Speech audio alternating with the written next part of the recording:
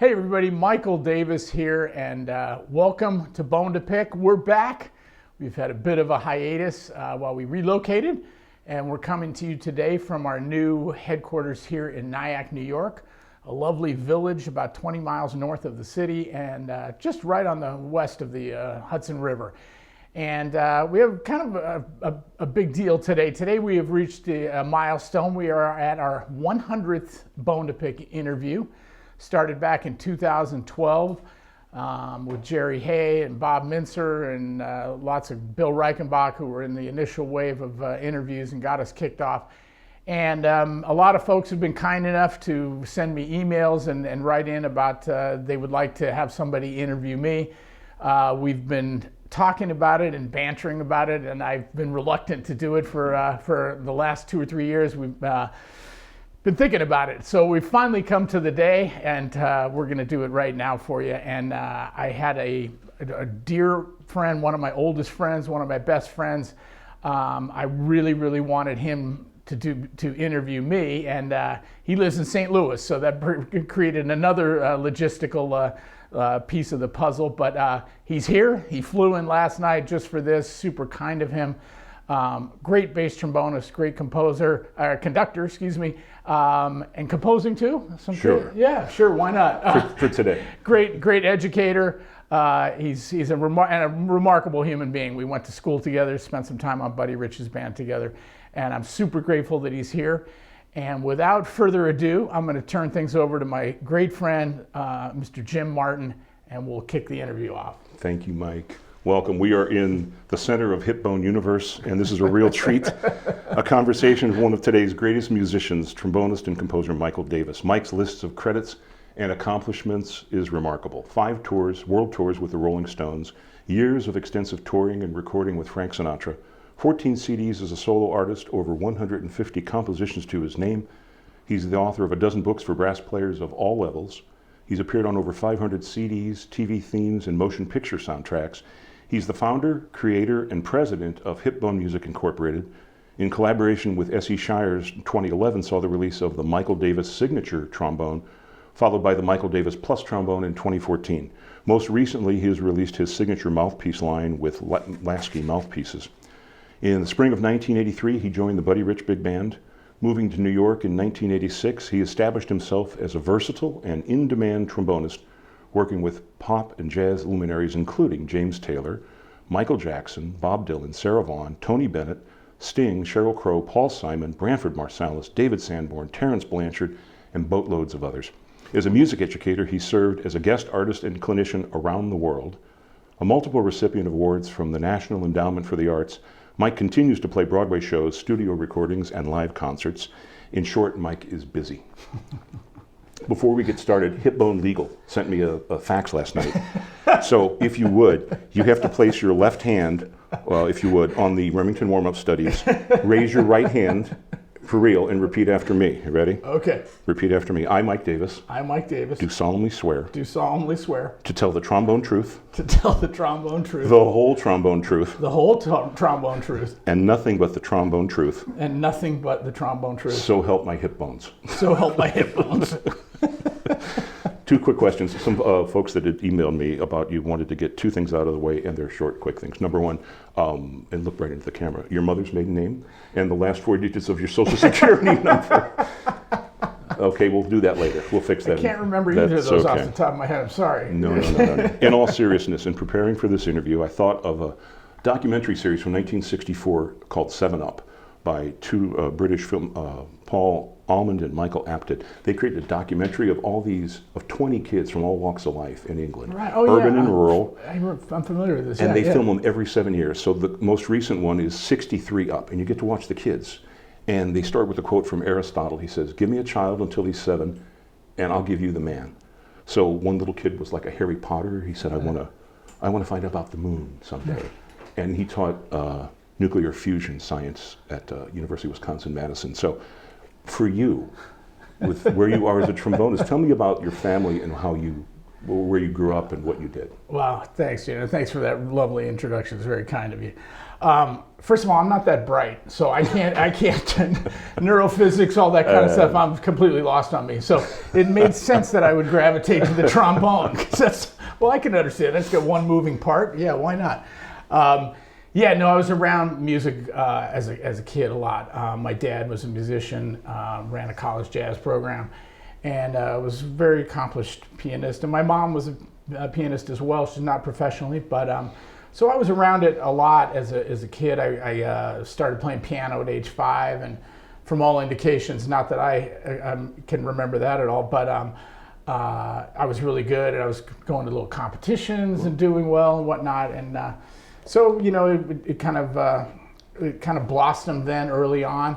And my folks got divorced, unfortunately, and a couple years later, and we couldn't afford lessons anymore. So then somehow I gravitated to the drums, which was actually, of course, I loved it. It was super fun playing drums, but I was just a kid, so it wasn't very good at all. But it was interesting playing that, and then I ended up somehow on the tuba. That's a bizarre segue from drums to tuba. It doesn't happen very often. What grade would that have been, like?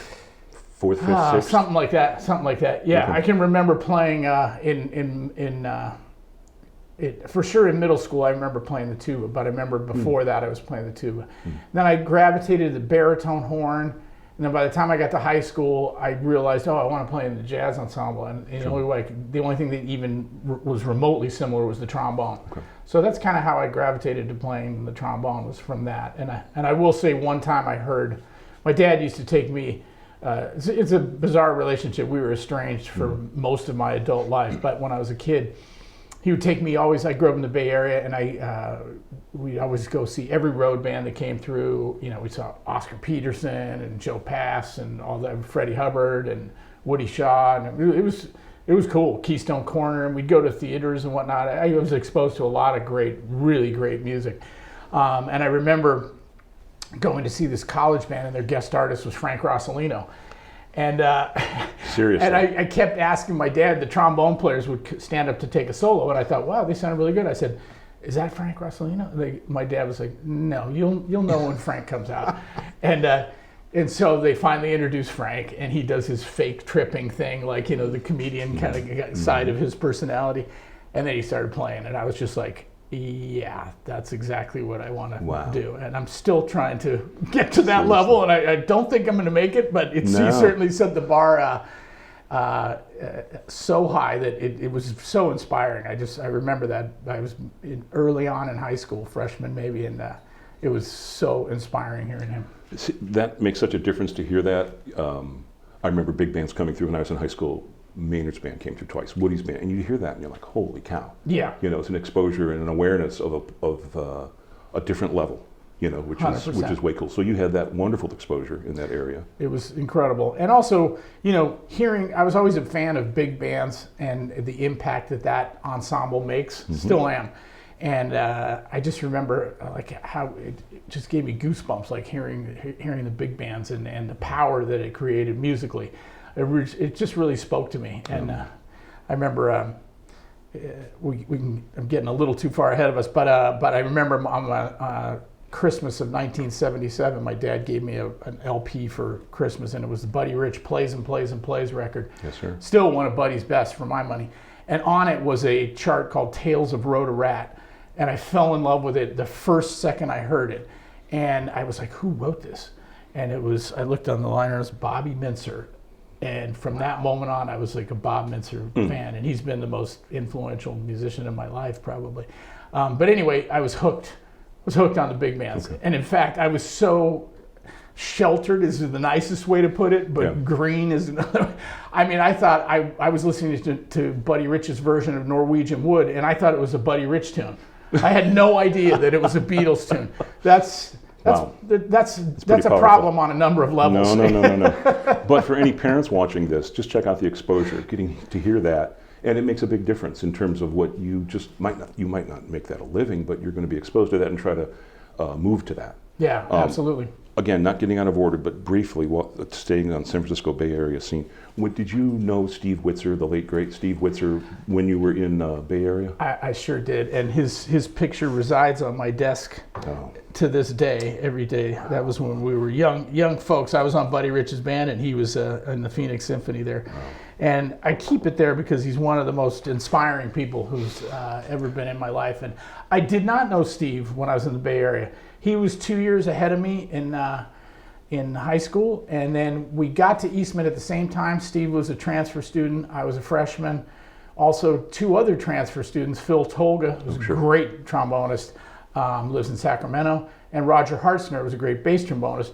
And we formed they asked me to be in it. Phil and Steve kind of formed it. They asked me to be in it, and I was the young, greenhorn. And we called ourselves the Pacific Trombone Quartet. Okay. And we did, John Marcellus would get us on festival things, and trombone-oriented stuff, and we had a ball. But anyway, Steve was just an incredible human being and inspiring, work ethic like nobody else.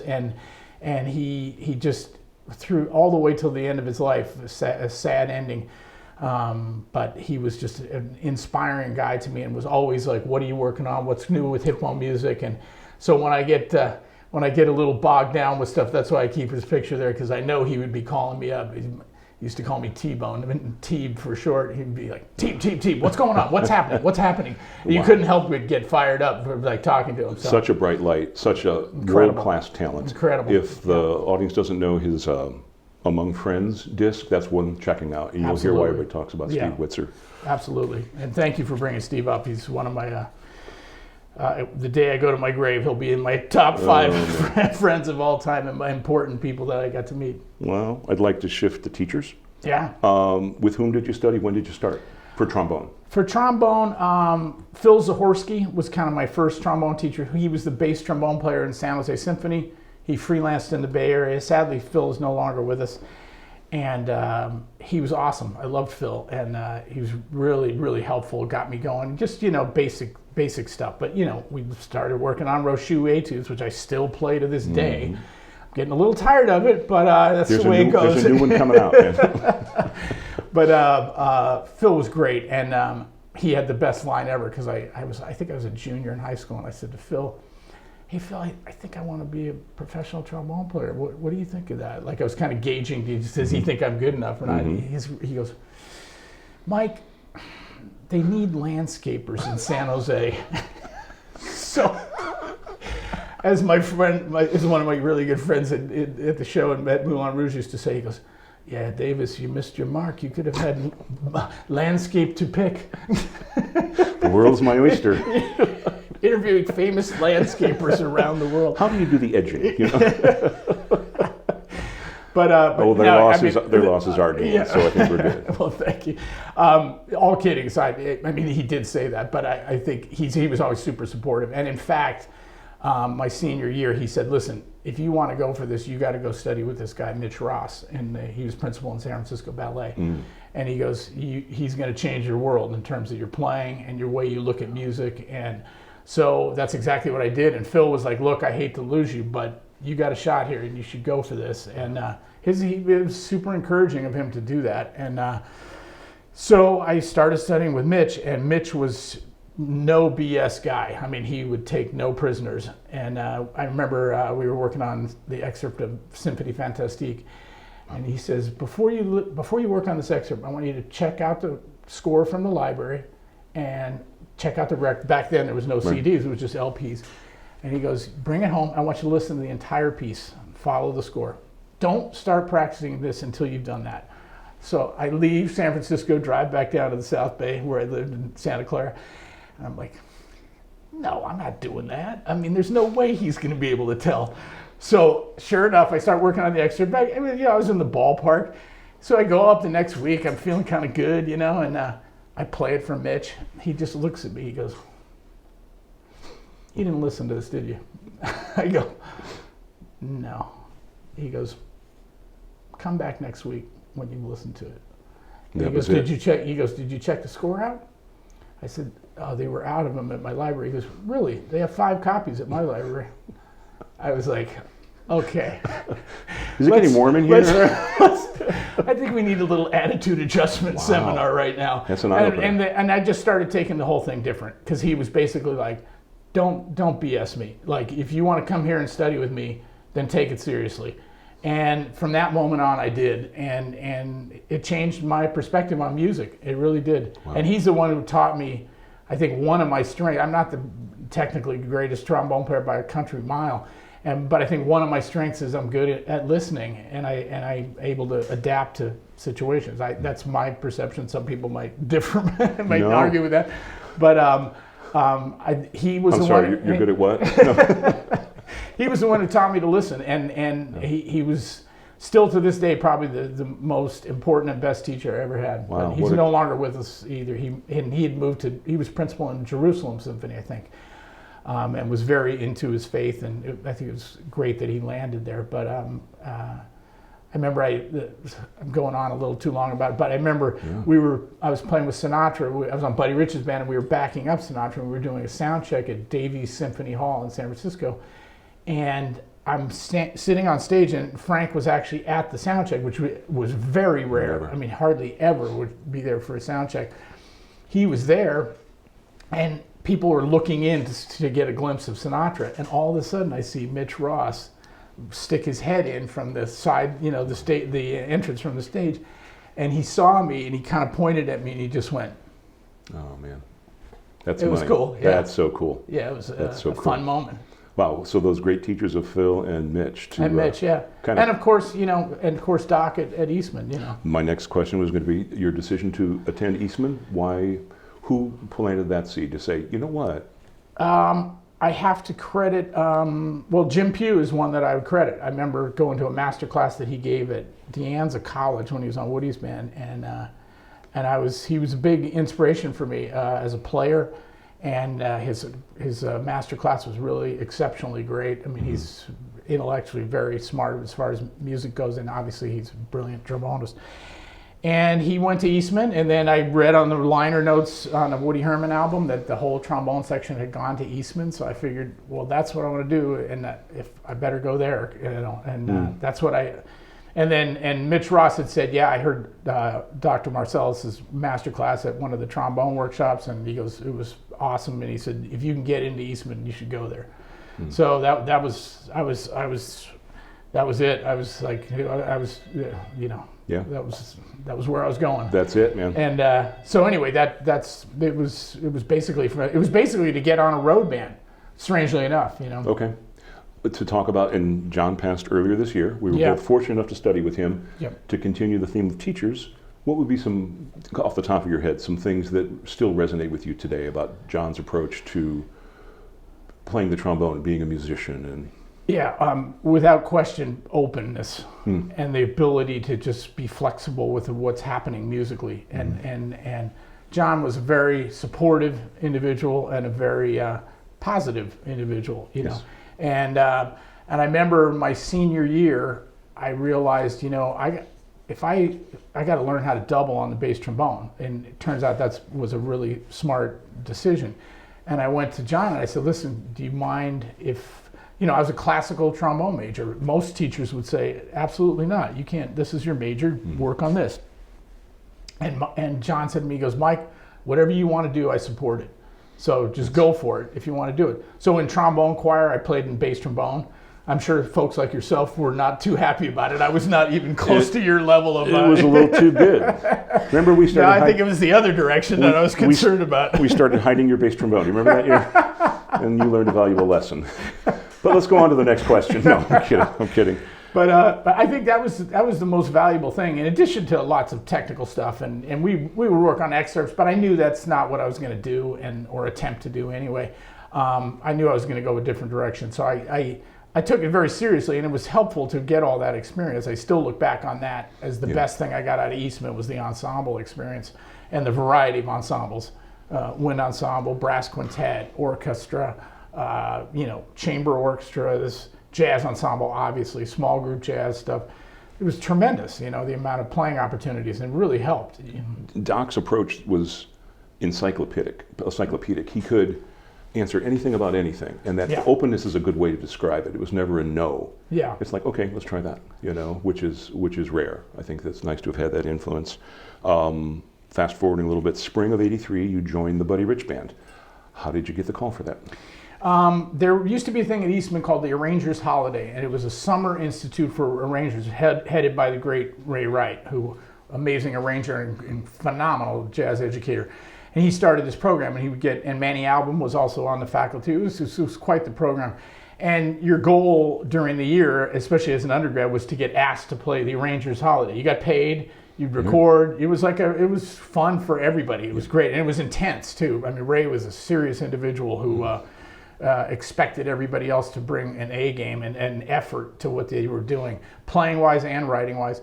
And there was a gentleman named Dave Panicki who happened to attend, and he played trombone, great trombonist, great writer.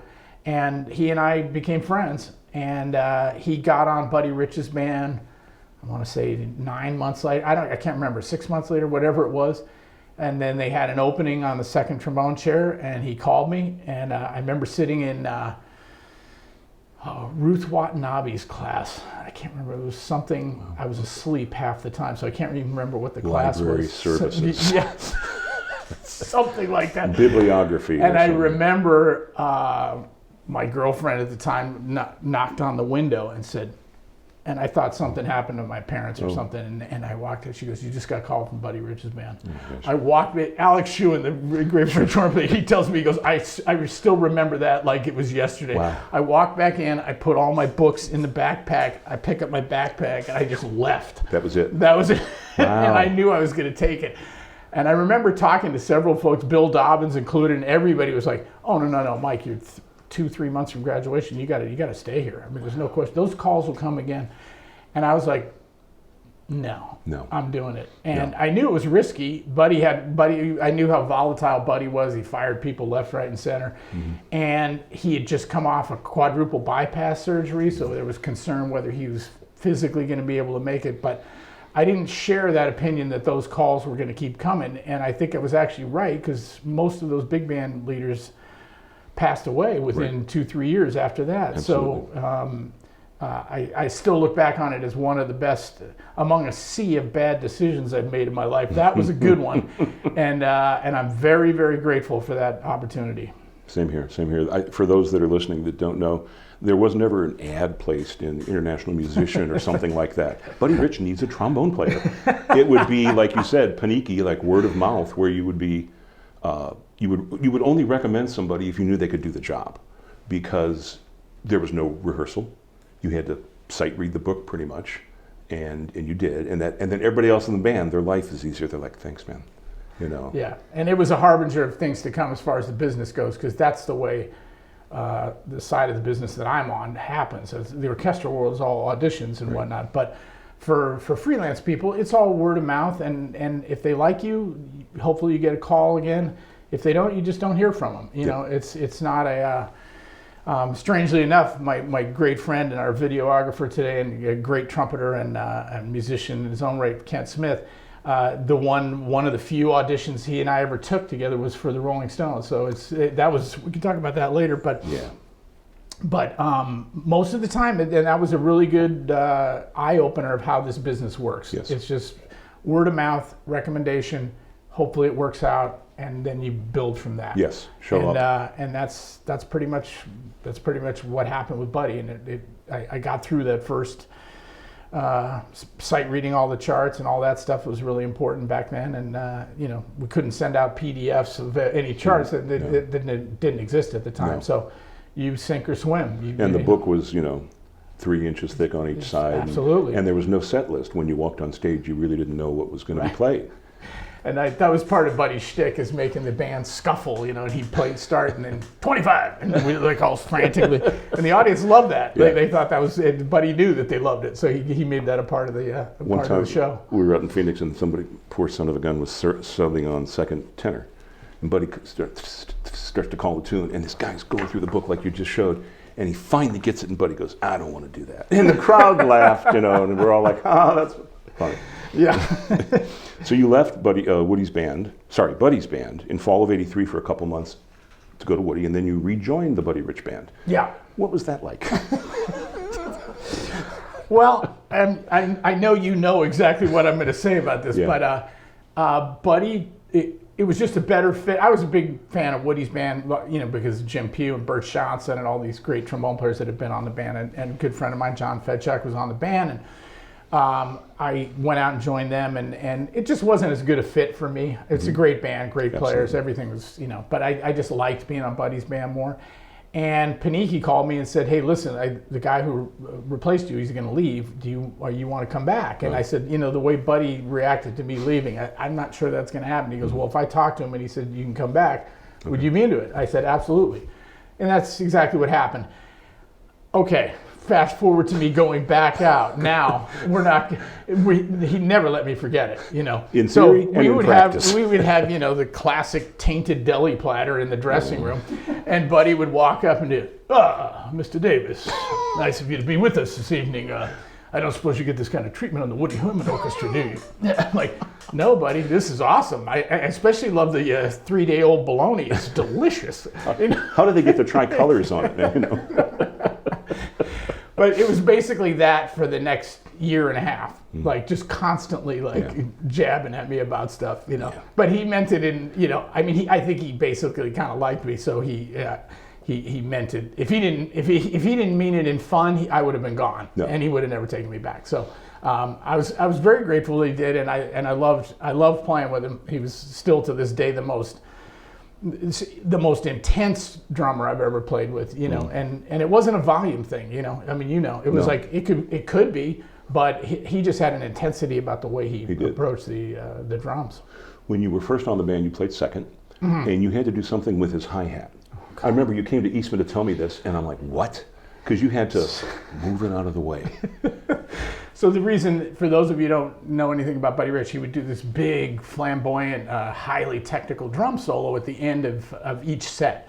He would do these big suites. West Side Story was a famous one, Channel One suite. Bob Mintzer wrote an amazing piece called Good News. Sometimes it was that, sometimes it was a Porgy and Bess suite. Those four were kind of the ones he rotated. And unbeknownst to me, part of the job of the second trombone player is to move the hi-hat so he can have more room for his left hand to make these super fast single stroke rolls. And they kept hitting his hi-hat, so he needed to get the hi-hat out of the way. Totally makes sense. I'm completely unaware of this, unfortunately. So we're getting ready to go on for my first job. I'm basically, you know, a basket kid. I'm sweating. Everything is just like, I dropped out of school and I know I'm going to get fired tonight. I mean, this is like, I'm going to become a landscaper. I can see this now. You know? And sure enough, like Paniki looks at me and he goes, "You know about the hi-hat thing, right?" I go, "What?" He goes, "No." He goes, "No, it's okay. Now just at the end of the show, he's going to be doing this, and he's going to look over you and go." And I said, "Okay, what do I do?" He goes, "Pick up the hi-hat and just move it like 3 inches to his left." Oh my God. So I was like, okay, I think I can do it. Gets to the end of the show. I got through the book without any major train wrecks. And he's doing his thing. And unfortunately for me, at Ronnie Scott's in London, a great historic jazz club, was my first gig, which was super cool. But most of the time it would be like a little rug, you know, an area rug that it would sit on. So that was easy to get it off of that. But it was a piece of plywood at this particular venue. And so there's a pointer at the end of the hi-hat stand. And so the hi-hat is wedged into this plywood, and I'm trying to get the hi-hat out of the wood, and it's stuck. So I'm like, now I'm panicking. I'm literally shaking. I'm like, got both hands on it. I'm like this, and then Buddy's looking over at me like he's trying to, you know, do his big moment while everybody's come to the show, and like he's going, "What the fuck?" He's like, "Eat your Wheaties." I finally get the thing out of the wood, and I lose control over it, and it goes right on top of his Italian leather boot. And then I make the fatal mistake of dragging it across, so there's this huge scar, like this huge line right through this Italian leather boot. I was just absolutely mortified. And I thought, that's it. Adios. I'm going to be on a plane tomorrow. And I remember I walked by back there. Most of the time he would go to the bus. That was his dressing room. He would hang out in the bus. But for this show, he went to the dressing room behind the stage at Ronnie's. And I just walked by him and I said, buddy, I'm so sorry. He just looked at me and he goes, what the F's wrong with you, kid?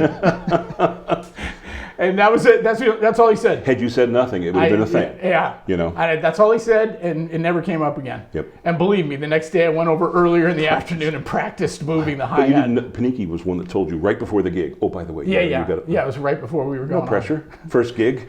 I mean, in fairness to Dave, you wouldn't think to think about that. Like, you're worried about all the music, check out this chart, check out that chart. Yes. So anyway, long story, but it was an eventful evening just because of that. Wow. Well, from Buddy Rich, you toured with Frank Sinatra for several years. Yeah. Yep. Oh, and how did that come about? It came about because I was very fortunate that during my time with Buddy, Frank would use Mr. Sinatra, it would probably be more appropriate. Mr. Sinatra would use Buddy's band as an opening act. And then, depending on where he was, he wouldn't do this in New York or LA, a center where they had a lot of musicians. But let's say we're in, whatever, pick any smaller town out in the middle of the Midwest or wherever. He would use pieces of Buddy's band in the section, and then bring in his lead players, his rhythm section. So, and Buddy would never back up anybody. But anyway, I got to play in the section with a great lead player from New York named Bob Alexander and a really great lead player in LA named Dick Noel, who I learned a ton from both of them. And so the New York band had, a couple years after I was on Buddy's band, had an opening in the trombone section. And Bob Alexander recommended me.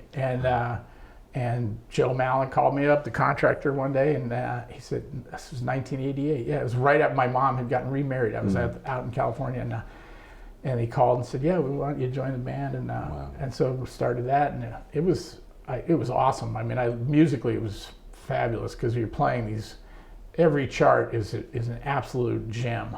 That book is just... Every chart's a 10. I mean, there's nothing in there that's not... You may not like the tune, per se, but the arrangement of is beautifully crafted. And that was Mr. Sinatra's thing, and he had the best of the best behind him, and so you kind of move into that space and go, okay, I get to do this. Absolutely.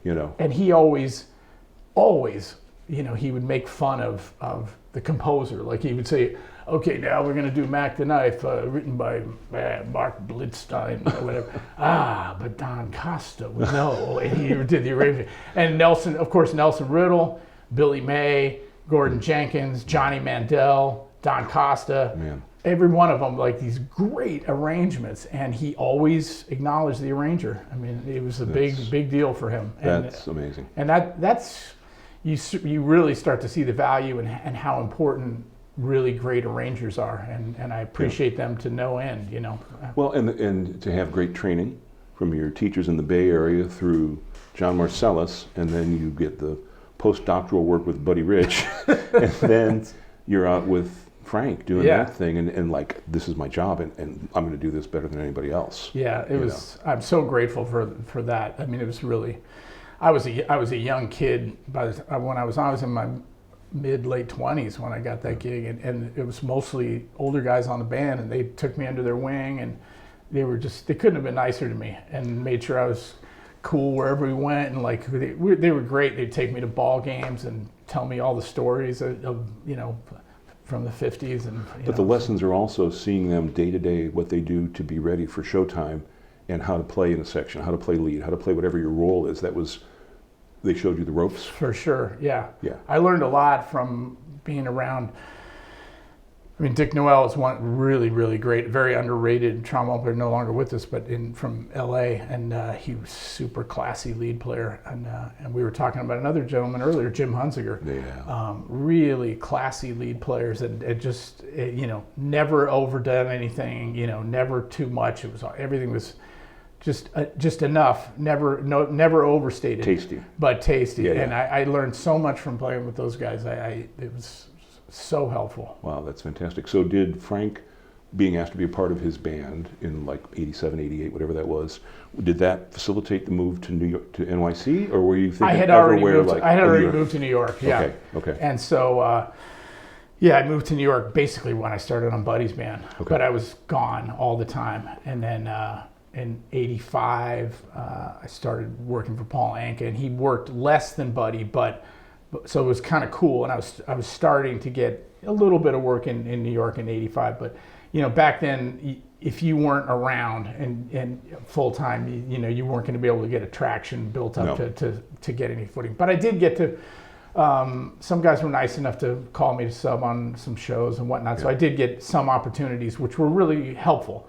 And then, the cool thing about Sinatra's gig too, he used the New York band less than I was doing with Anka. So that was also good, because now I could really okay, I'm kind of basically in New York, and most of the time I'm here, but maybe 10 weeks a year I'd be gone. That's a delicate balance for contractors to know. It's like, oh, he's on the road. But at a certain point, you're like, he's here. Which makes that happen. Totally.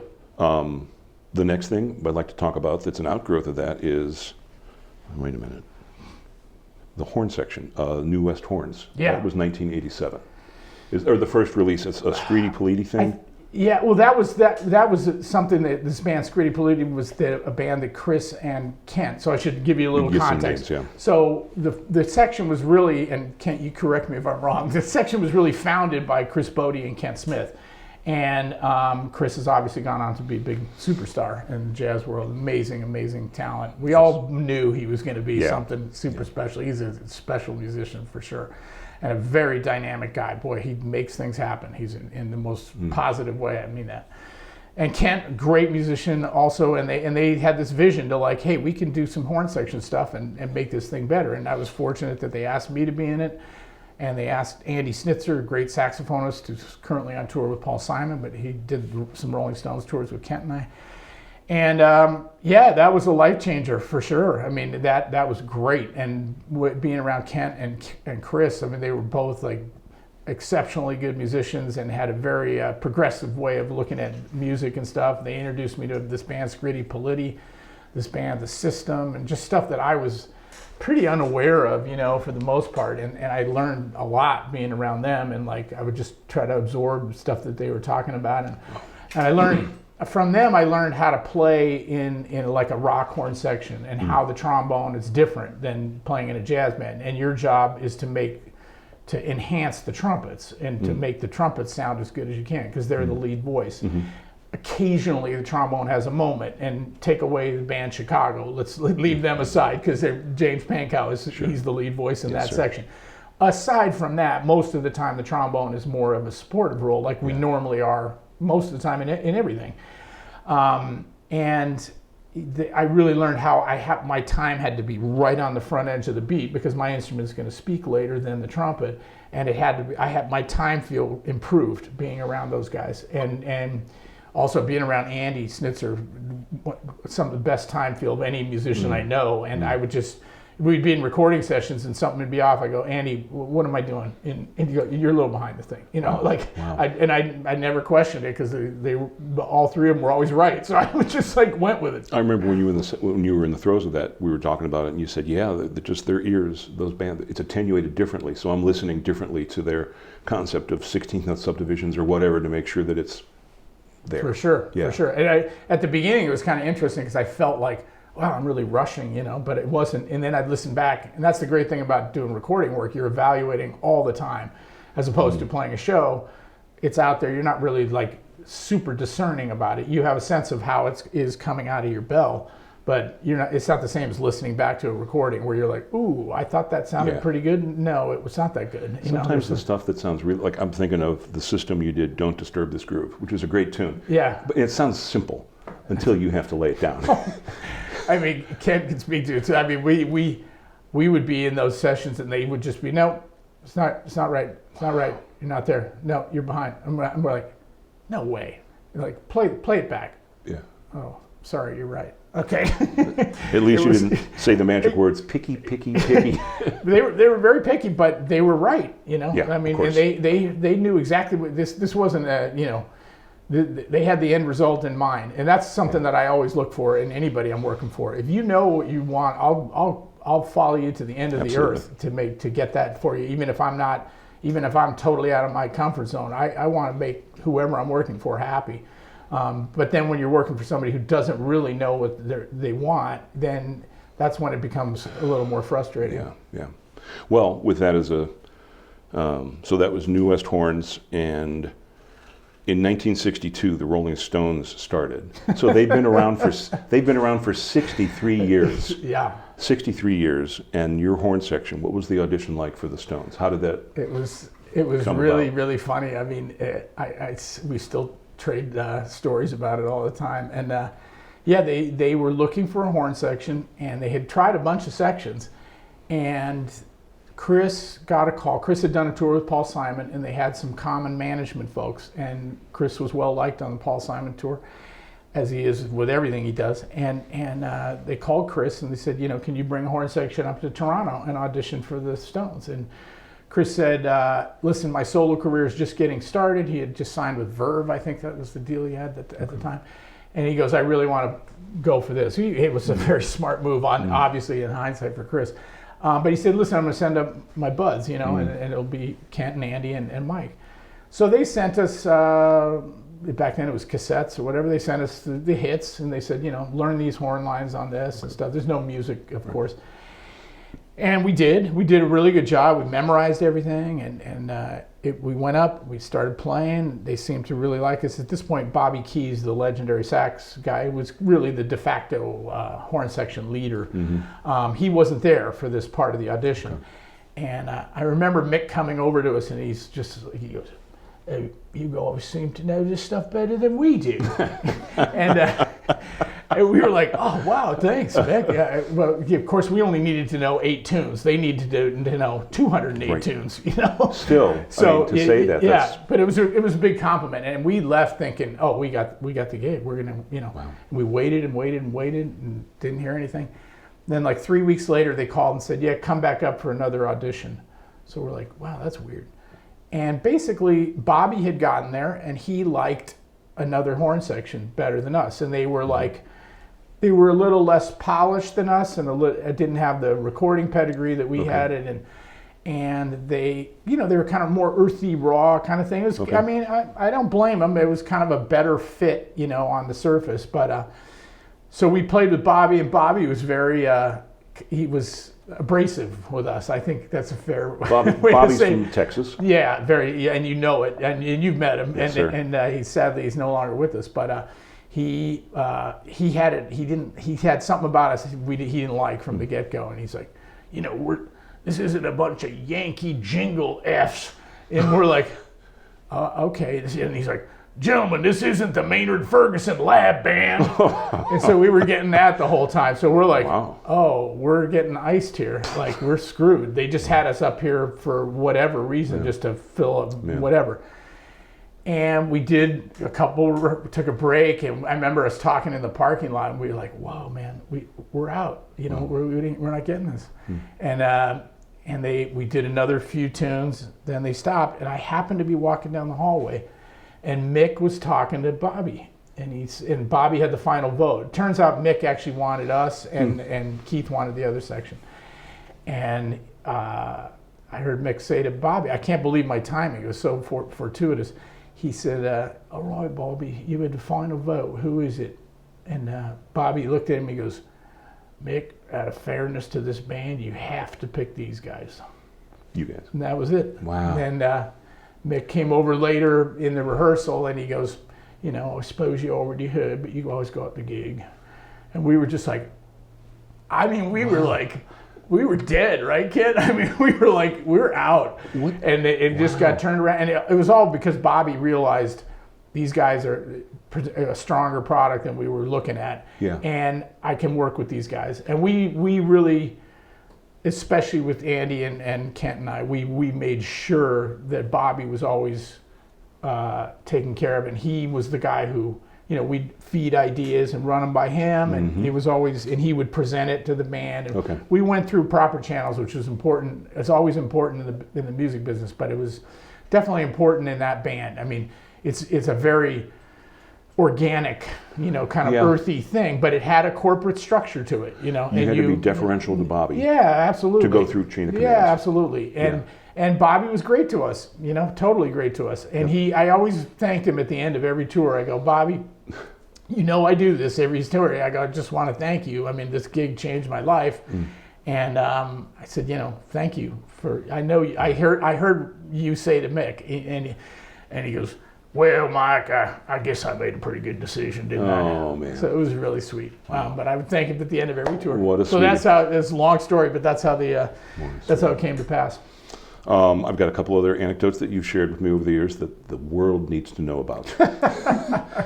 Keith Richards asking you about the gleaming tubes. Yeah, he called the horns for a while, not the whole time, but for a couple tours. He would, "Oh, what's happening with the gleaming tubes today?"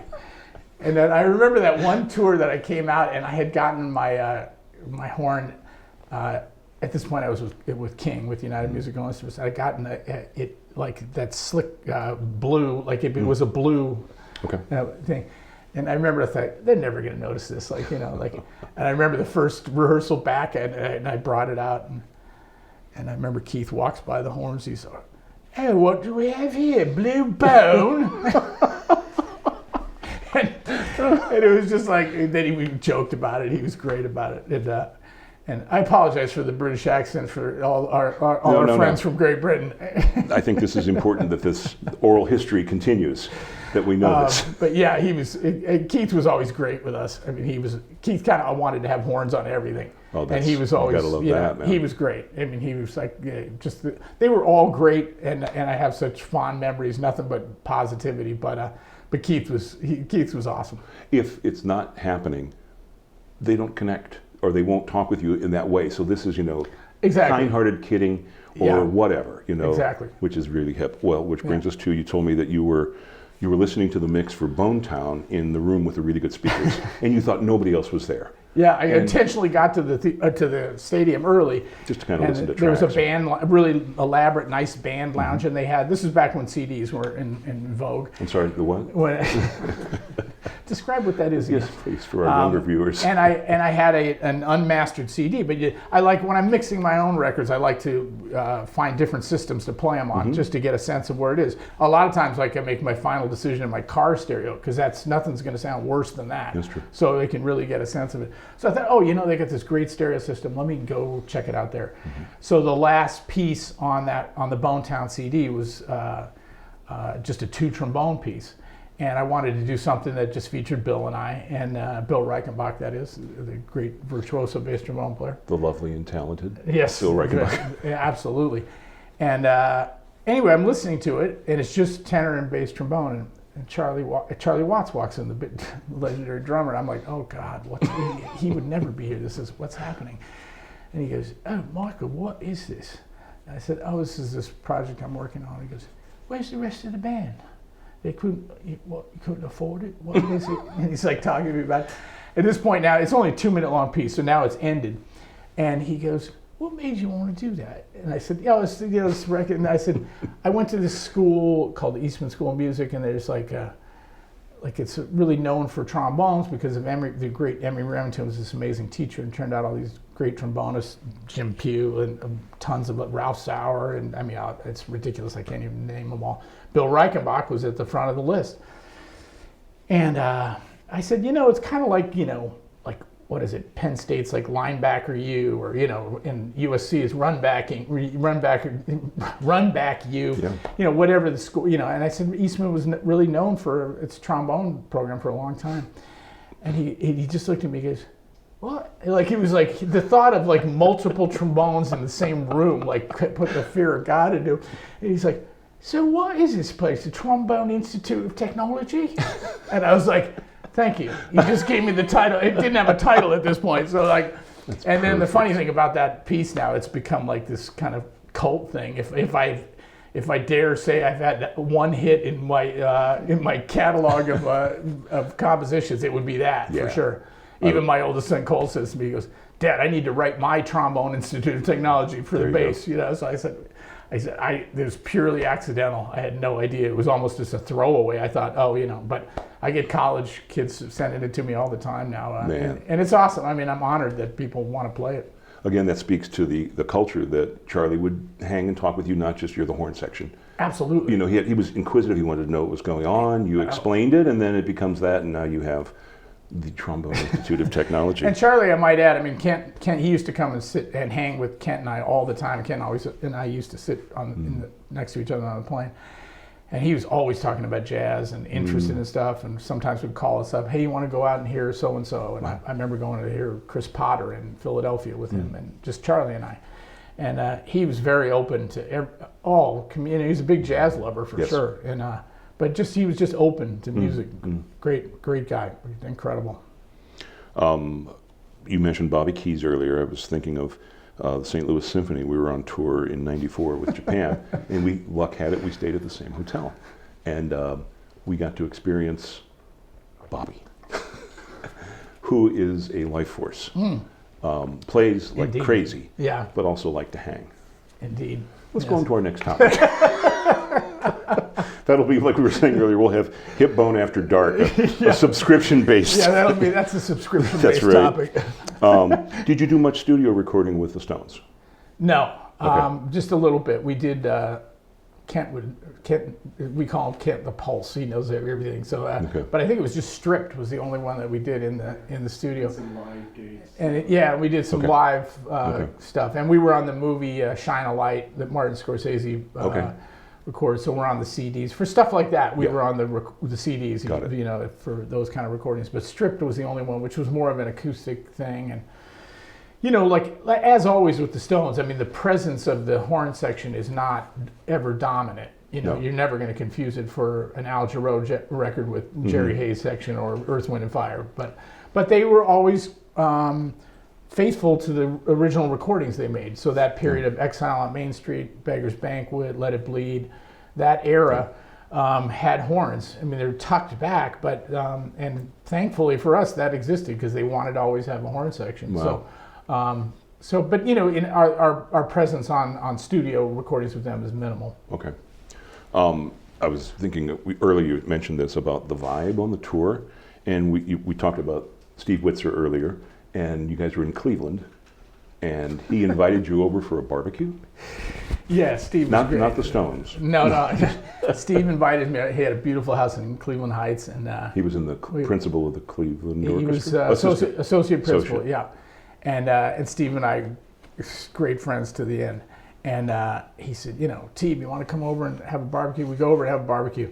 Kent and I and Steve and his wife Marta were there. And so then, we've had too much to drink, and we get to the end of the night. I'm like, I'm sick of you orchestral guys. I can play that. And I got a degree in classical trombone. I can play it just as good as you, Steve. And he's like, oh, okay, sure. Like, he was razzing me. So he goes, why don't we play Bolero? I go, yeah, why don't we? What key? And so Steve goes, why don't you go first? I said, okay, I will. And I play Bolero, and I get through it. And I know the excerpt. I get through it. I didn't miss any notes. And I thought it sounded pretty good, considering, well, first of all, I had a lot to drink, so what I thought was actually probably not what was actually happening. But Kent was there, and Kent was listening to the whole thing. He's listening, and then Steve plays his excerpt. And I'm like, yeah. And then I look at Kent, and I go, Kent, what do you think? It's pretty close, right? And he goes, Steve was significantly better. And I was like, yeah, I was afraid you were going to say that. All right, Steve, forget the last 15 minutes about what I was talking about. We're still friends. You keep doing your thing. I'm cool. I love it. I wanted to talk about HIP-BoneMusic, which you founded in 1994. There's a book by Philip Jones called The Odyssey of the Philip Jones Brass Ensemble. And he said their goals when they got started were to perform, tour, record, publish, and commission. And I think of Hip-Bone as being that.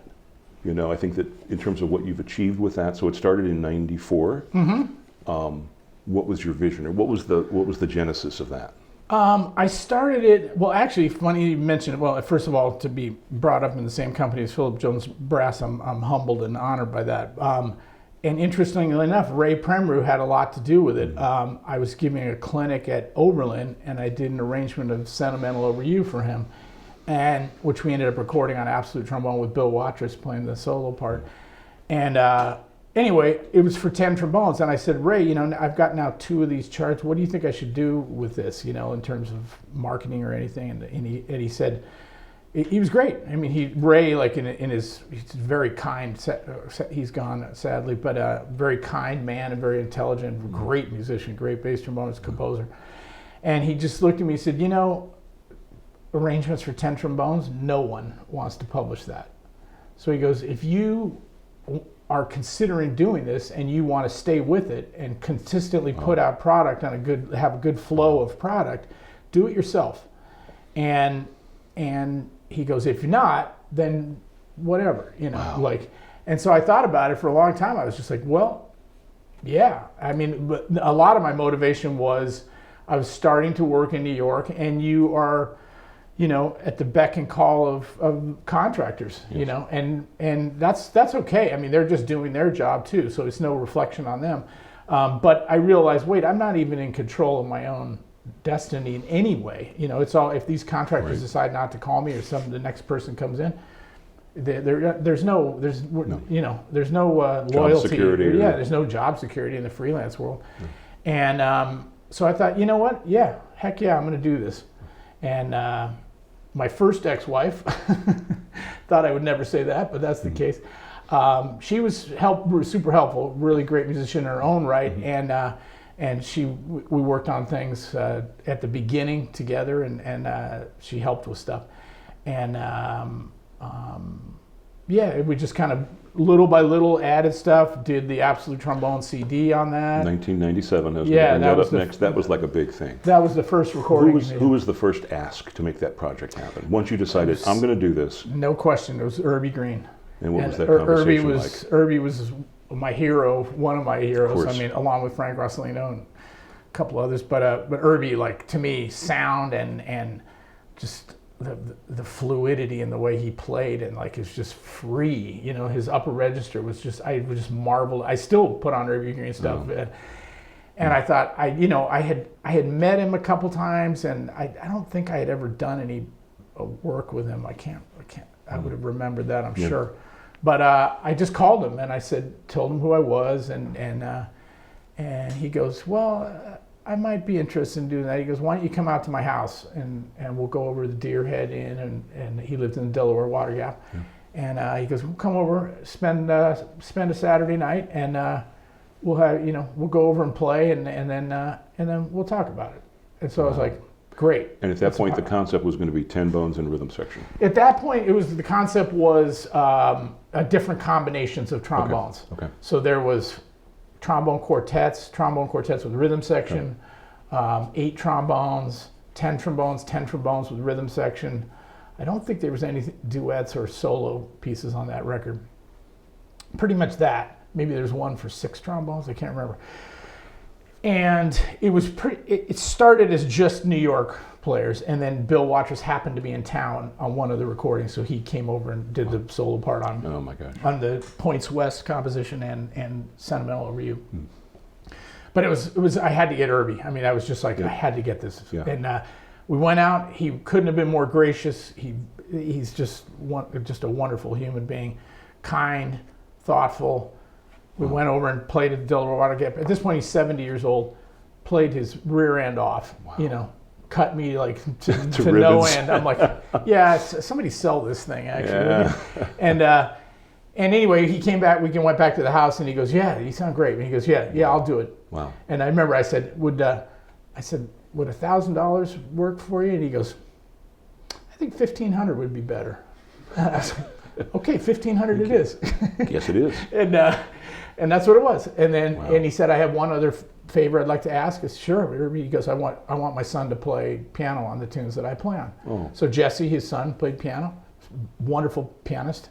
I haven't seen him since then, but and it was great. It was great. John Patitucci played bass, and Dennis McCrell played drums, and you know, tons of guys. Jim Pugh was on it, Birch was on it, Dave Taylor was on it. It's a singular recording. Lots of folks. 1997, was there, I mean, we have the vintage recordings of large trombone groups, but who else was doing that in 1997? I don't know. I'm sure somebody, but I mean, it was kind of an outgrowth of the Eastman Trombone Choir. Absolutely. You know, and trying to do stuff that was a little more contemporary, a little more modern. It has your voice. It has your fingerprints all over it, which is really cool as you listen to it. It holds up really well. Thank you. Subsequent recordings, when did you suddenly decide you were going to, not suddenly, It was 2006. You did Brass Nation, that you wanted to do orchestral players and sections. That was actually 2000, and we recorded in 1999 Sorry. and 2000. You're close. I mean, No, I'm going to fire our researcher here. Can you stop payment on the check, please? No, that was something I thought, oh, this will be cool. Let's take absolute trombone and put it on steroids with all these brass players. So, you know, through somebody, I knew somebody everywhere that in the centers that I wanted to record. Okay. So Bill Reichenbach helped me a lot in LA, and I was a huge Jerry Hay and his section fan. Yeah. So we got Jerry Hay, Chuck Finley, and Gary Grant to play on it, Bill, Charlie Loper. Wow. And then we did this big piece where it was Malcolm McNabb and Tommy Johnson and Vince DeRosa and these legends. I was just like, the only thing that doesn't make sense here is me. You know? And they were great. It was awesome. It was an intense day. I mean, I was wiped by the end of it. And then in Chicago, thanks to you. I mean, you introduced me to Gene Picorni, and Gene is one of the most beautiful human beings ever. And he put together the section, and it was awesome. Dale Clevenger was playing French horn, and you know, Charlie Vernon, Michael Mulcahy, and it was just great. It was on. Gene played so beautifully on that, and so yeah, I mean, somebody asked me not too long ago, would you do Brass Nation too? I said, no, I've already lost one house and the second mortgage that I had to give up to do that. So no. There will not be, at least for me, there won't be another Brass Nation. But it was a fun project to do. No, sure. and they're singular. If people don't know that are watching, you need to check out those recordings. I mean, they're spectacular. They really are. Thank you. You know, and it starts with the concept, and that's you, brother. Thank you. Very kind of you. Other creative things. I've got 32 more pages. No, I don't. Let's talk about your partnership with Steve Shires, S.E. Shires, and with Laskey Mouthpieces. Yeah. The Shires thing's awesome. This is it. This is my baby. And I love this horn so much. And at the time, Steve was still very actively involved in the company. And it was a process. It took, 2.5 years, something like that. And I basically thought, we're never going to get this, what I want it to be. And I was playing a King 2B for a long time, and I just wanted something that had more body, more warmth, a little, you know, that I could get that side of it. I still wanted to be able to zing notes for stuff, but, and by zing, I mean the brightness and point of attack and all that stuff. But we had like a 6-month gap where I didn't hear from Steve, and then all of a sudden he called me up and he goes, Mike, I'm going to FedEx this thing down. I got it. Well, I got it. I took it out of the box. I played 2 scales. I was like, yeah, that's it. Wow. And that was it. That was the horn, and it's gone on to do really well for him. And then 3 years later, they released the Michael Davis Plus, which is just slightly larger bore size, and that's doing well. I like that horn a lot. I used it on my Brass Quintet Recording 5, and I occasionally play that one, but most of the time I live on this one. And I absolutely love it. Best horn I ever played, and wow. I'll never play anything else for the rest of the time. So, but the company is amazing now. Samantha Lane is kind of heading things, and she's just an awesome lady. And Alexis Smith and James Monahan, and I mean Matt Nishida. It's just a wonderful company to be associated with. I love them all to pieces, and they can't do enough to make my life easy. I mean, they're just a pleasure. Yeah. And they're building it like crazy. I mean, Sam is, very strong hits your head to that. It hits your wagon to that star, because she's a dynamic, smart lady. And the mouthpiece, how did that come about? Yeah, these are fairly recent. In the last 6 months or so, it's come out. And it's owned by the same company, the Eastman Music Company, which is a great company and led by wonderful folks, Ryan Richmond, and just wonderful association there.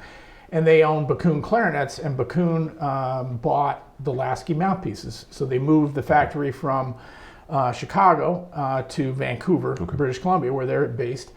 And they updated the tooling to absolute state of the art. I mean, it is phenomenal. And I haven't been in there in person, but they've given me a video tour. It's amazing.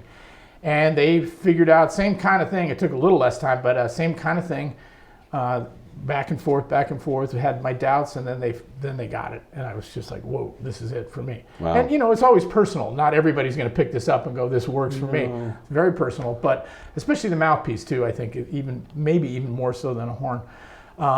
But I love it. It's awesome. It's off to a good start for them in terms of sales and all that stuff, and they're great to work with too. And so we're kind of like with Shires and Baccoon and now Laskey, we're kind of like cousins. That's pretty. It's like first cousins. That's cool to see that come together, and it makes your job easier. But then they're also thrilled to be able to share that with and it's really the brilliant vision of Chen, the founder of Eastman Music Instruments, and then he came up with the concept of buying these boutique brands and then getting those brands to help his student line instruments. So when you buy an Eastman instrument now, the student line instruments are as good as it gets. Wow. I mean, they are basically like professional level horns. Wow. I mean, Bob Minster plays an Eastman saxophone. Right. I mean, a lot of tuba players are playing the Eastman tubas.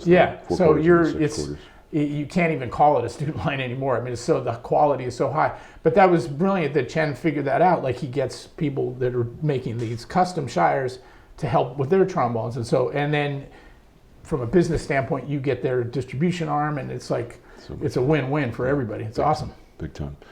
I was going to go into some trombone-specific things about your approach. Is that cool? Sure. Yeah. I don't know much about. Honestly don't. Well, then we're both in trouble because you know more than I do. In terms of clinics, you do a lot of clinics. Based on your audience, what's your approach, or what advice would you give people that are going to be doing clinics? Oh, that's interesting. I mean, I try to find out what the students and the director are interested in and what they want to get. Mm-hmm. And sometimes it revolves around playing the trombone. Sometimes it's brass in general. Sometimes it's jazz related. So I really try to treat it like, they're my customers, and I want to treat them like I want to be treated when I'm a customer. How can I help you?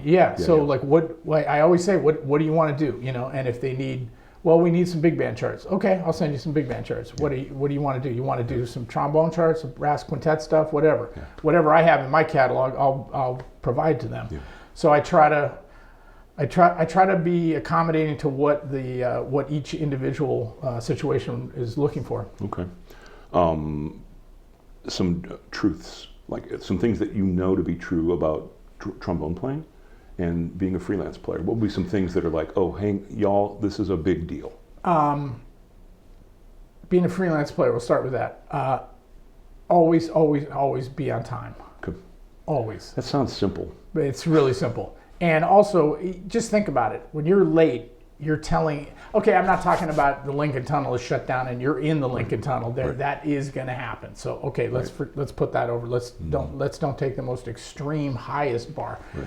But if you're telling the rest of the people, your colleagues, your time doesn't mean that much to me. It's more important that I pick up this whatever ice cream cone that I want to eat, and then so I'm 3 minutes late. Who could? I mean, people will tell you I get to the theater. I'm there 2 hours early. Because just in case my commute in, the George Washington Bridge is messed up, and it does happen. So I got to take that into account. Be on time. Be respectful of the people that are around you. So when I got to play with, pick whoever you want to pick. When I'm playing with Bob Minster in his big band, which I did for 20 years, I'm going to be respectful of Keith O'Quinn, who's been in the band longer than me, and he's the lead player. And I have immense respect for Keith. Of course. And I'm going to let him decide if he wants to say something about the trombones. I'm not going to inject my viewpoint from the second trombone chair. And that's becoming a lost thing. People don't understand, you're playing in a trumpet section and Bob Milliken's playing lead or Tony Cadlick's playing lead. These are great world-class players. Let them lead the section. And that's part of leading a section, is letting them... in addition to the musical side of leading, let them lead it from a, however you want to describe it. Political is not the right word.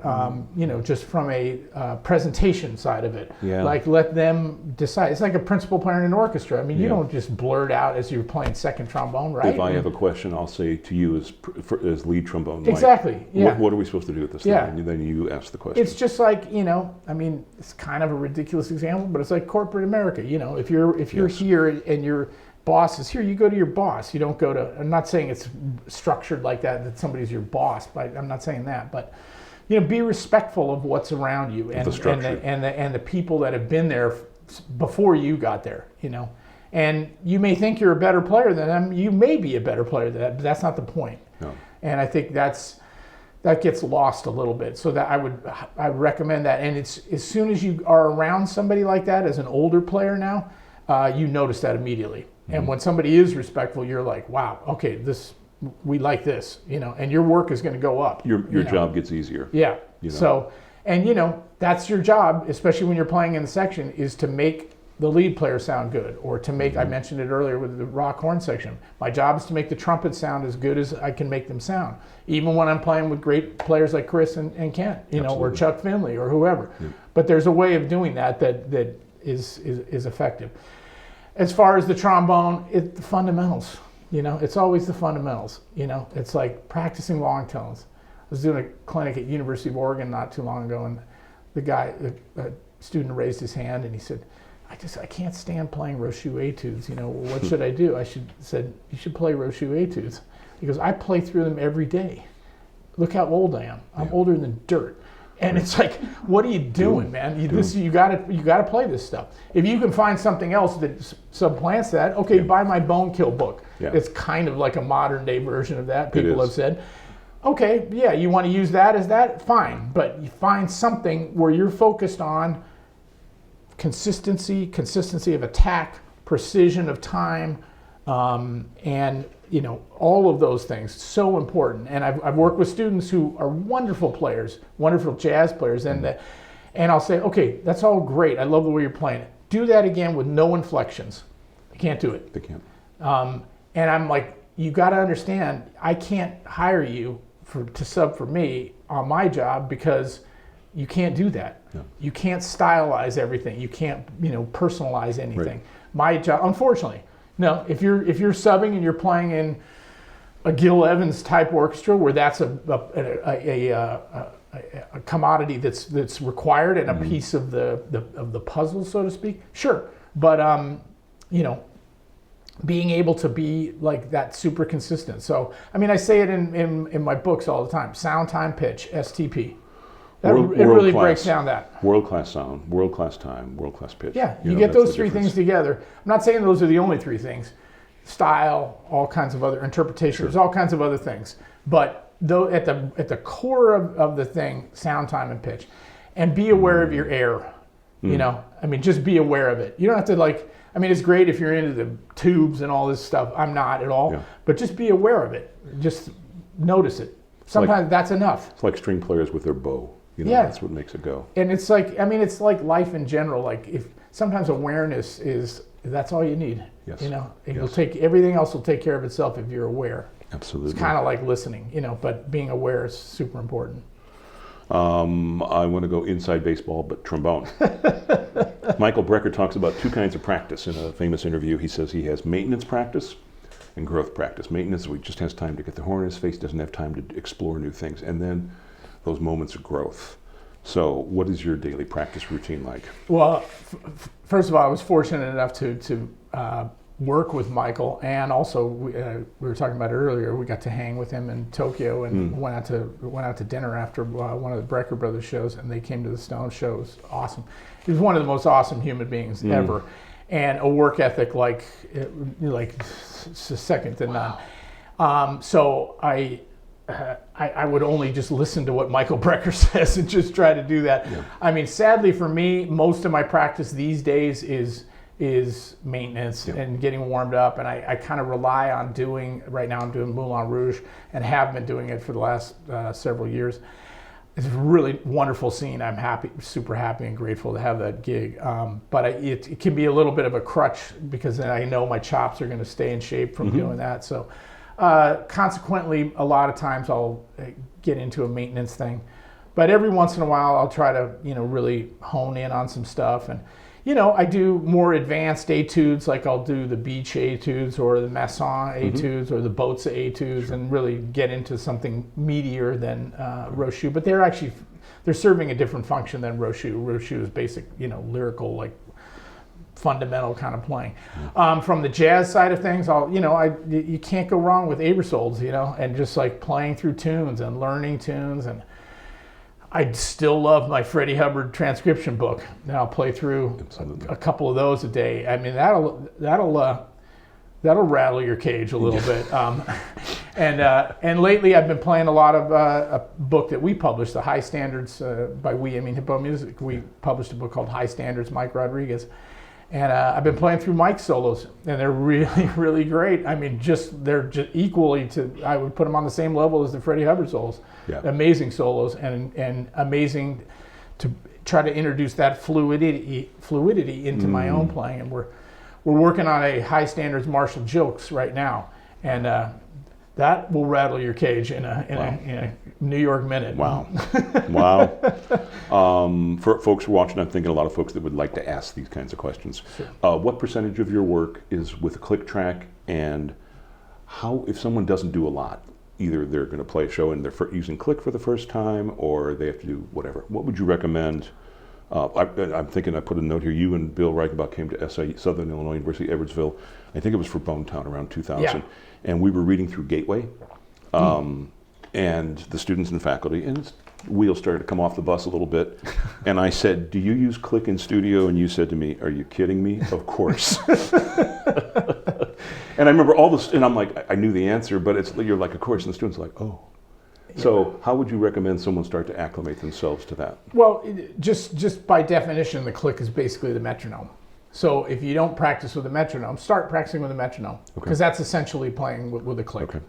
And so in the studio, we're all on headphones and isolated and all that kind of stuff. Mm-hmm. And the click track is the one thing that keeps us all on the same page. And typically in the studio, there's no conductor, and there's no variance most of the time. Right. That's the point of the click track. Sometimes they'll build in tempo changes and things of that nature, which is fine, but still the click track is going to be there. And even on Broadway shows now, I mean, at Moulin Rouge, I would say 70% of the time we're on a click, maybe more, maybe it's more like 80%. Yeah. So really, really important, and the click is never wrong. No. It's like, I mean, that's our joke. Like, we're playing, you're like, seems like the click is rushing today. Yeah.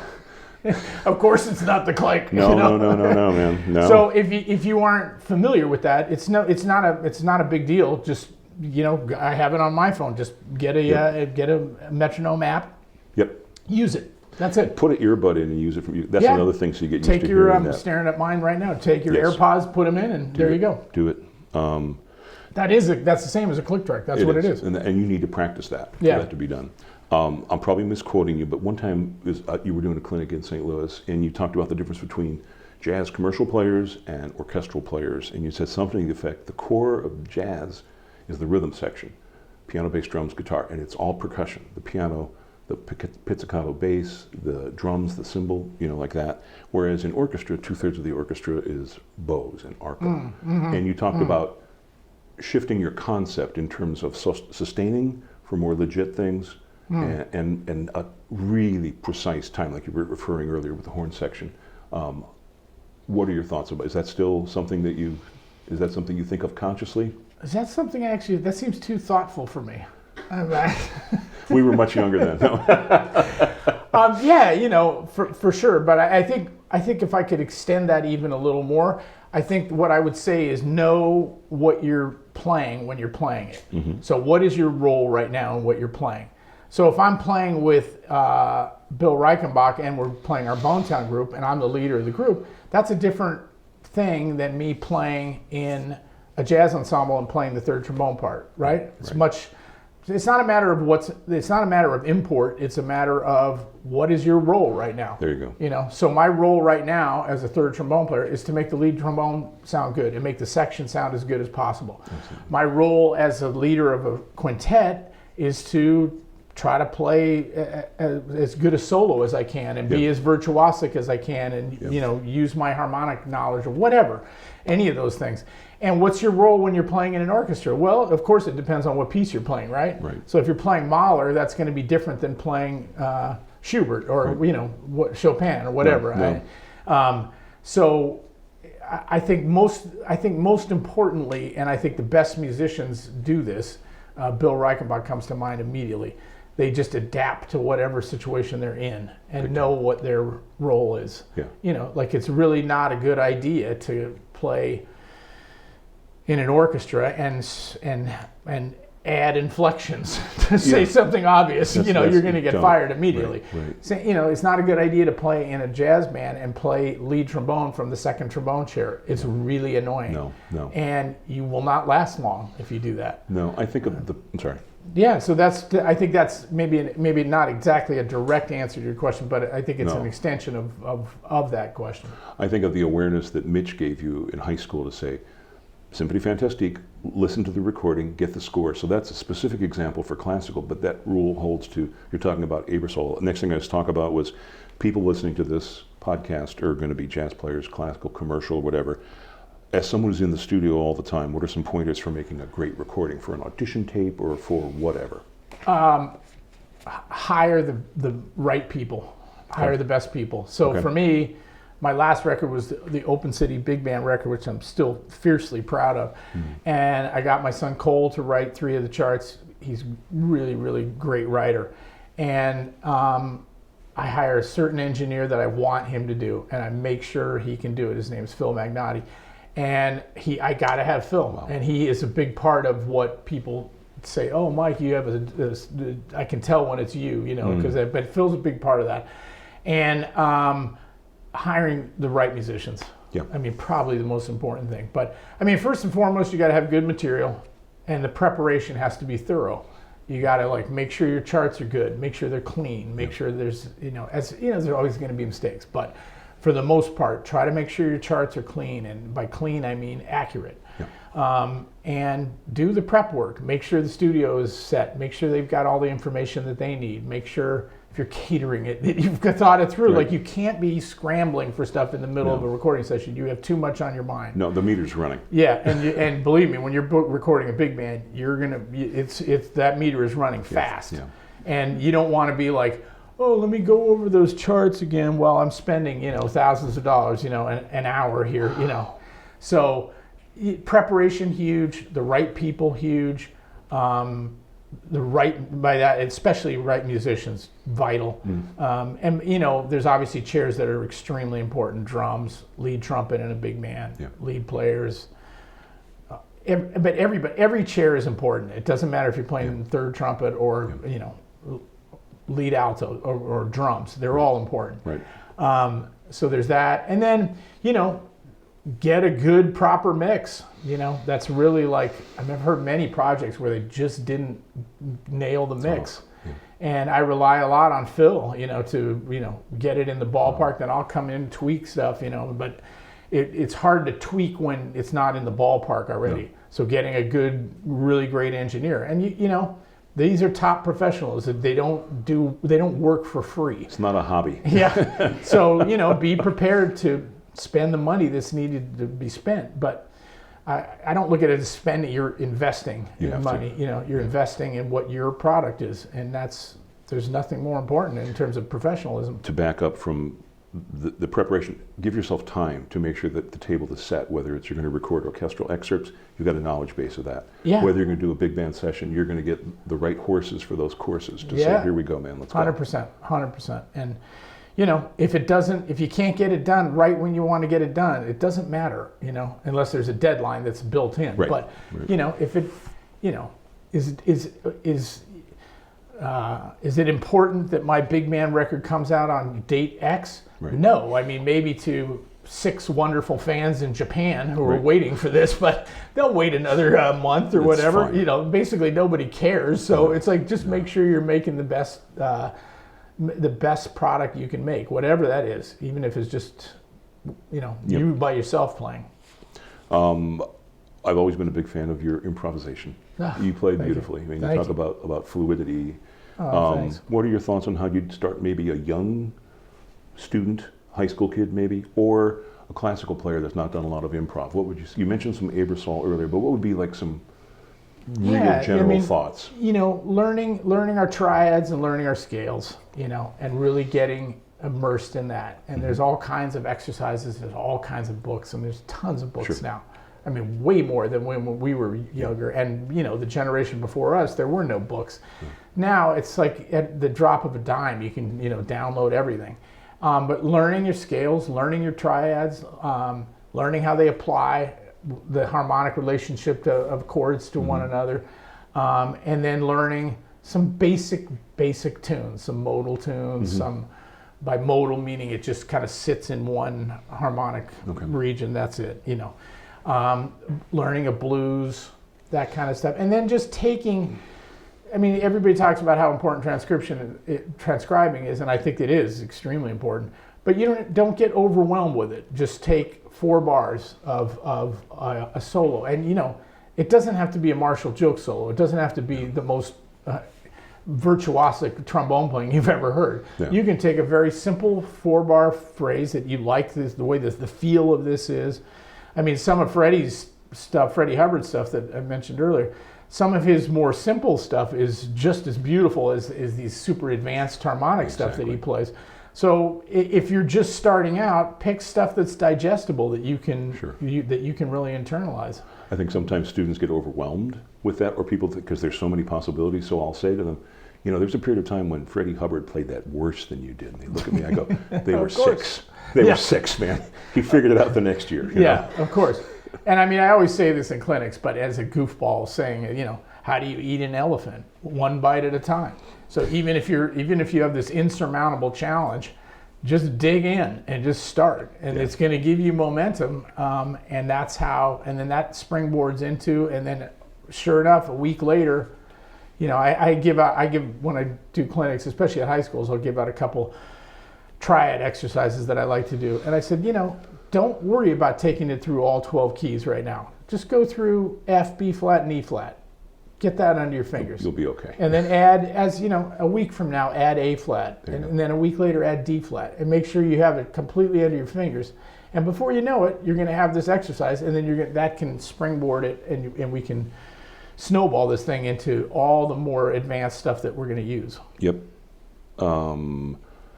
Almost done here. In terms of your composing and arranging, you're prolific, and it's super high quality. And I'm thinking of, we had the good fortune, I'm on the board of the St. Louis Low Brass Collective, and in January 2019, pre-COVID, you did a commission for us, and you came out and did your magic, and you wrote Clydesdale. Yeah, that was awesome. How do you... Not the piece, working with you guys. No. No, you brought it, man. You brought it. What were your models in terms of that, or what do you think influenced you, or how do you feed that creativity? I mean, it could be anything, really. You know, it could be a piece of music you hear. It could be a rhythmic groove that you hear. I mean, basically, you're going to base any kind of composition around 3 elements, right? There's going to be melody, harmony, and rhythm. Those 3 things. What was the middle thing? I missed one. I'm sorry. And you know, built off of that are other things like counterpoint and you know other aspects of it. But at the core of it, it's melody, harmony, and rhythm. So I think a composition and even an arrangement, but more a composition, can be driven by any one of those 3 things. So sometimes I'll come up with an idea and it's based on some rhythm I heard on something, or you know. Occasionally, I suppose it's like a unique thought, but it all comes from something, you know. And like, I don't know. I think we draw on each other as musicians, and somebody plays something, and then you add your imprint on it, you know. Do you do like a written down musical journal? Do you just record ideas? I do written down. Okay. Yeah, okay. I'm old school. No. It's pathetic, actually. No, they're talking about pencil and paper. No, it's like more is retained. And you know, I keep thinking, you know, you gotta move ahead here. Like let's jump into the late 1990s. Yeah. But I'm kicking and screaming, staying in the 80s here. But and it's getting late. So. No. But yeah, I mean, I think it comes down to those things, and you know, you're influenced by something you might hear. You know, it could be anything. I have 3 more quick ones. One of them's a big one.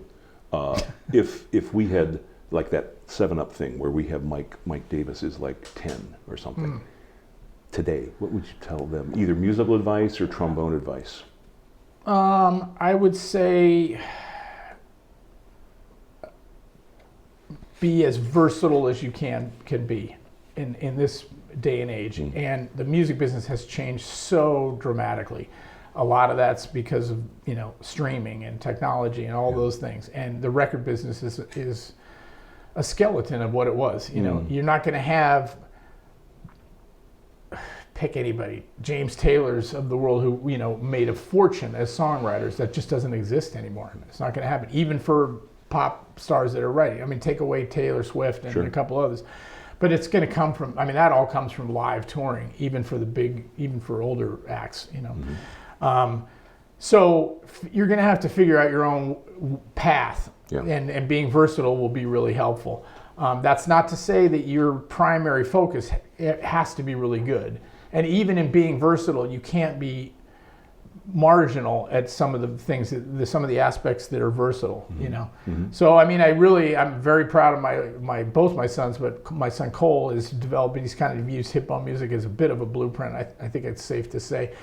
And but he's taken it to another level, and he's got a million irons in all these fires, And I look at him all the time like, wow, I should be doing what he's doing.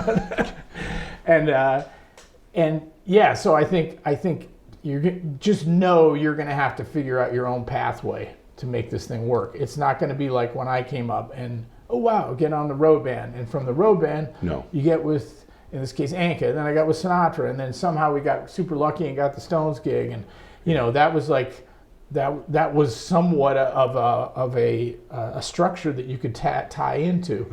That doesn't exist anymore. No, so it's not a business that's for the faint of heart, that's for sure. So be prepared to have some lean times, and it is, as cliche as it sounds, it's super important to save your money. If you're having like good times, like don't add a 24-hour driver with a limo to your arsenal of things to do. Okay, that takes away that question. You should go Uber or Lyft. What do you prefer? No. I would walk myself, but. You mentioned Cole. I was going to ask you to tell our listeners about Cole and Zach. Yeah. Tell me what they're up to. My two sons, who are most, for any parents, I mean, the most important thing in your life, your kids. Nothing will ever match what your kids mean to you. And it's a separate path, a separate channel than professional stuff, but so important. I mean, they love them to pieces. And my son Cole is 29, doing great as a bass player, composer. He's working with Bon Iver, and he's got a new record coming out in August. And Bon Iver, who's this gentleman, Justin Vernon, he is Bon Iver. Sure. He sang on it, and so it's a big deal. And I'm very excited for him. And he's got all kinds of stuff. Davis Music, you can check it out. It's really great stuff. And his little brother Zach is doing really great, playing trumpet, playing his own gigs, leading his own groups, and he's also doing really well. So I'm proud of both of them. And Zach lives in Manhattan, and Cole lives in Brooklyn. And it's great. I get to see him, not as often as I would like, but we have dinner between shows every couple of weeks, something like that. It makes a difference. Oh man, it's the best. Yeah.